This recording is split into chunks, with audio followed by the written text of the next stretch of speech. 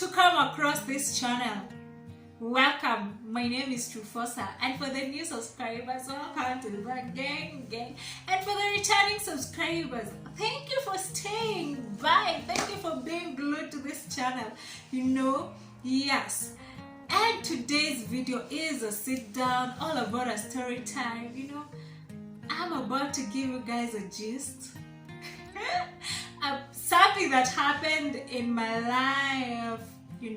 That's also a way of knowing me better. So, have a cup of juice, tea, whatever suits you. So let's get into this video. So this video is all about me faking someone's dad to be my dad, writing his details on my report book in school because I didn't know better, and this is something that happened when I was still young, when I was still in primary, and now I have healed from it, and I think I should talk about it. Maybe it might help someone out there. It might boost someone's confidence or change their perspective about life and what they're going through. So for me, this is something that happened and nobody knows. Nobody knows I did this except some people, in close people. So let's get into this video. So what happened is, I was in primary school. I was in boarding around class 7, class 6, 7 there. Either class 7. And the people who will come here trying to judge me, keep your crap to yourself. I don't care whatever age I was. That was just it. Yes. So this was when I was in, I think, class 7, and we were given report books. And those report books, you had to write both of your parents' details. First of all, your details, your name, your full names, and your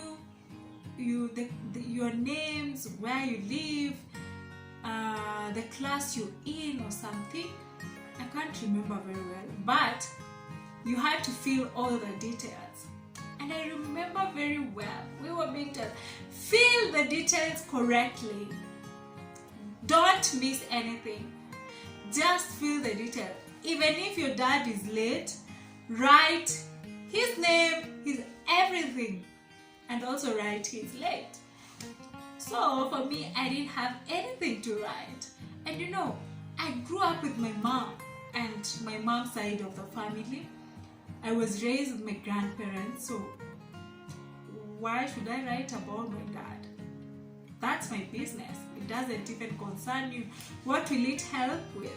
So for me, I didn't even care. I just wrote more about myself, and I wrote my mom's details, her name, the type of career she's doing, everything, and where she lives.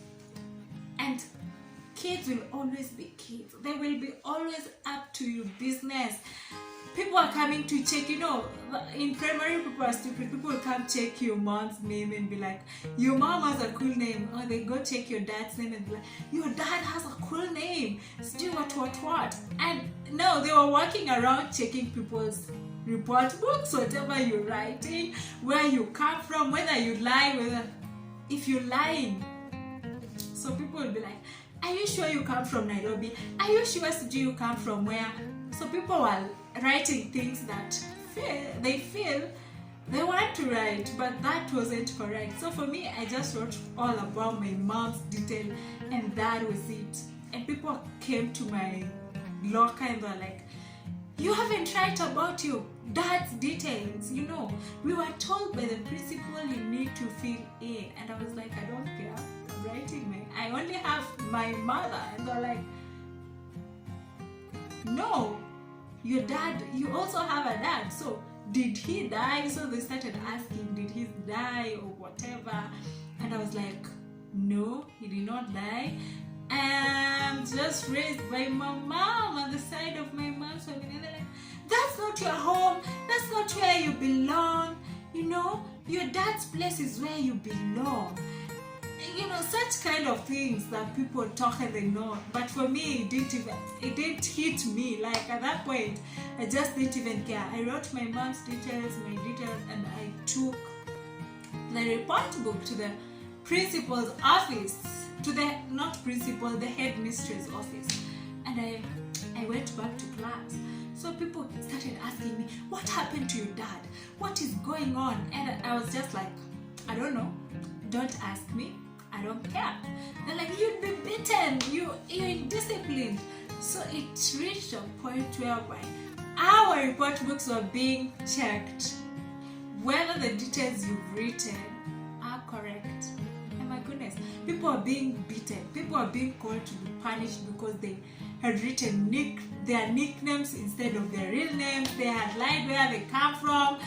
These numbers they were writing weren't reachable. They were just not correct numbers. Because people are mischievous. And you're in boarding school and you don't want your parent to know there's something wrong you're doing. So for me, I was called, the headmistress was like, and you remember, it was the headmistress and the deputy head teacher. She was also a madam.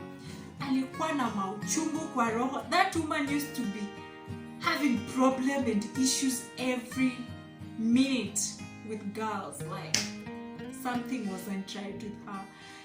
Alikuwa tuna mauchungu. Ni kama alikuwa anaamka asubuhi amekosana na bwanake anakuja kupikia hizo mauchungu. So she was just like, are you stupid?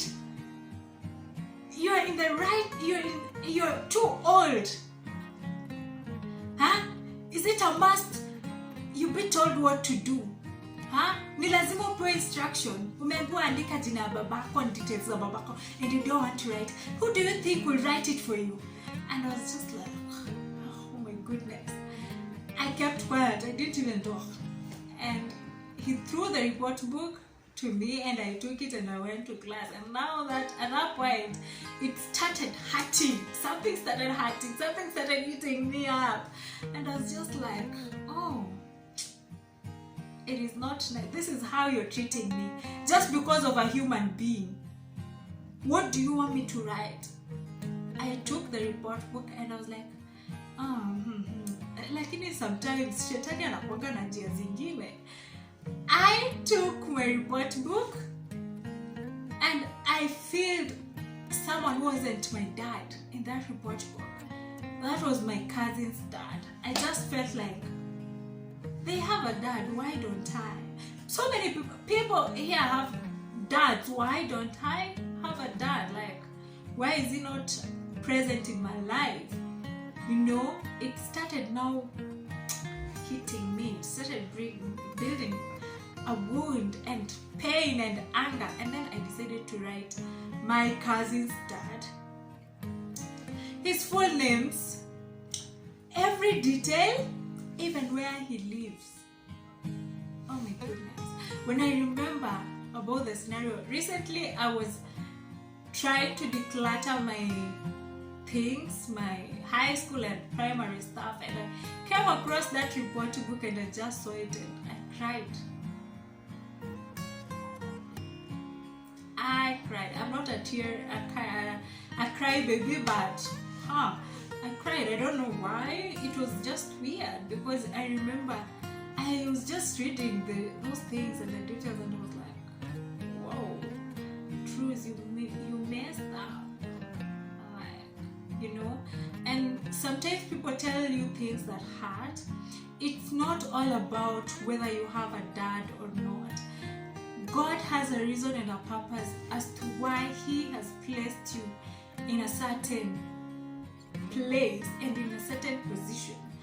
It's not all about where you belong. In the way people tell you, your mom's home is not your home, your dad's home, that's where you belong.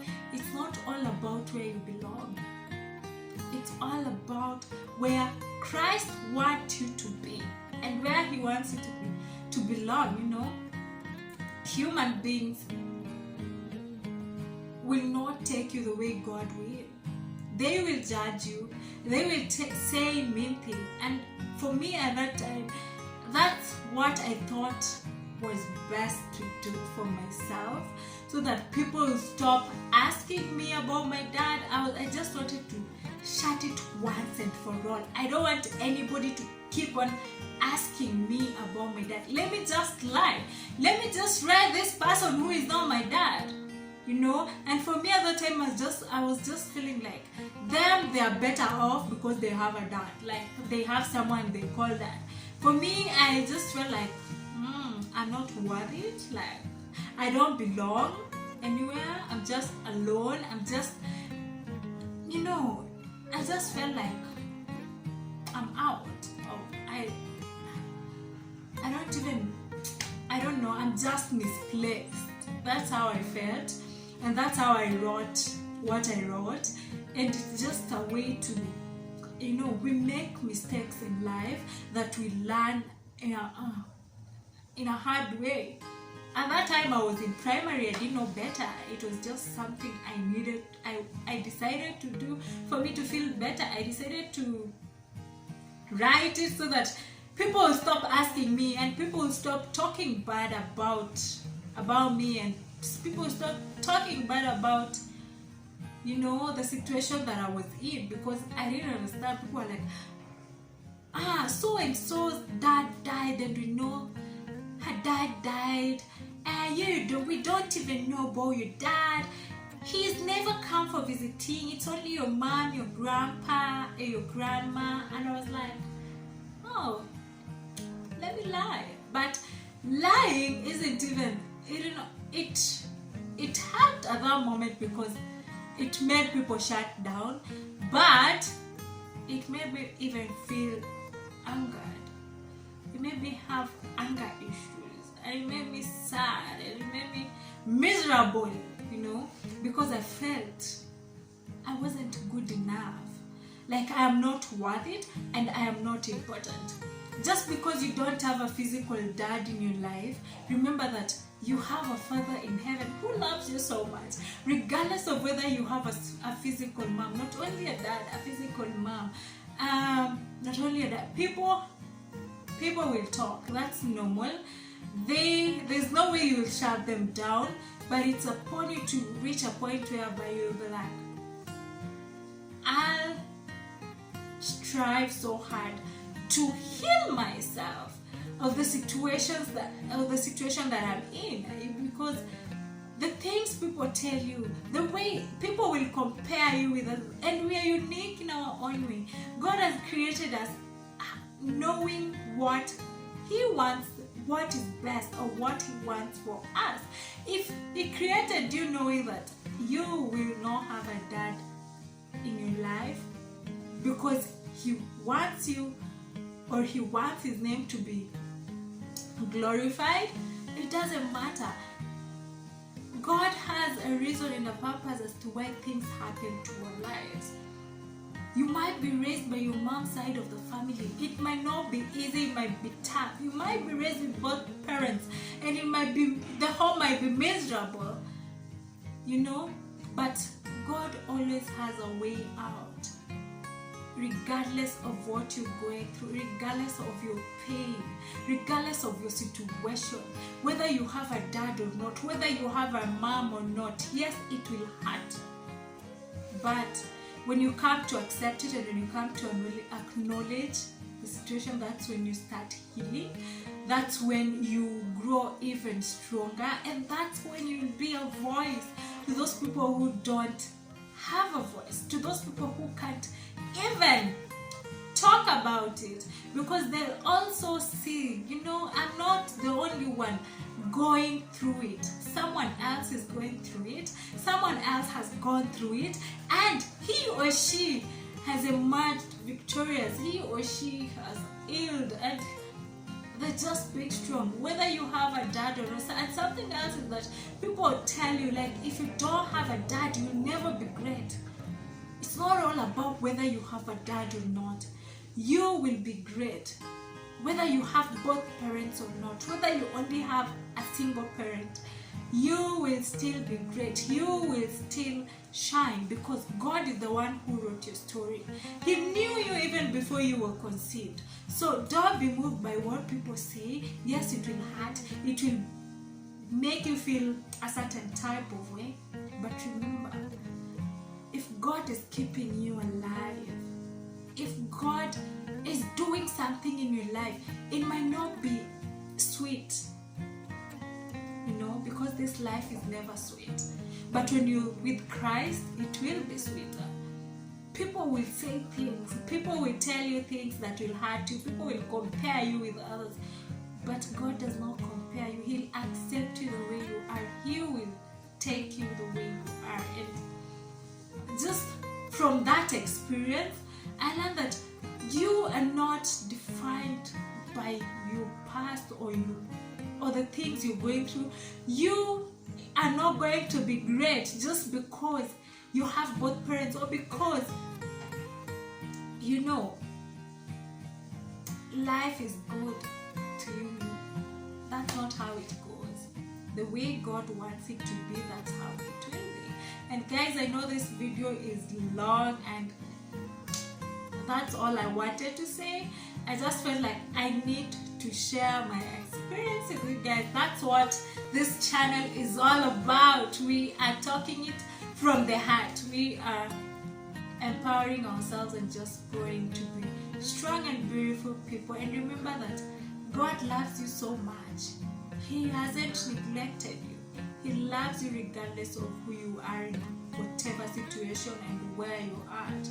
So that's it for this video. Hope it helps someone out there, and I hope it encourages someone out there.